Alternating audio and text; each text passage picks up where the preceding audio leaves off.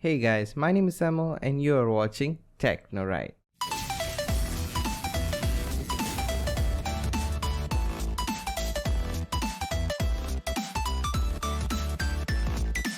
What's going on guys, welcome to TechnoRight Technology. It's done right. So in today's video I'm going to teach you on how to fix the MFPlat.dll missing error from any software. So it's a very simple process and let's get straight into it.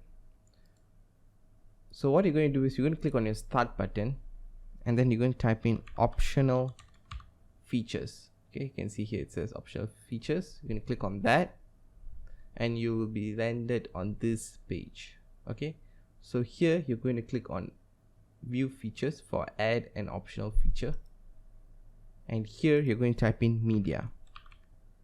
So for me, we only have Windows Media Player, but you will have Windows Media Player and another media feature pack. So you're going to click this and you're going to click that and click on next and install. So it will take some time to install, let it do its thing. Okay guys, so as it's installing, after it installs finish, you're going to restart your computer and then you'll see that the error will be fixed. So that's about it for this video guys. If you have any other questions or any other problems, please put them down in the comments below. And I think that's about it. So don't forget to rate, comment and subscribe. And I'm out.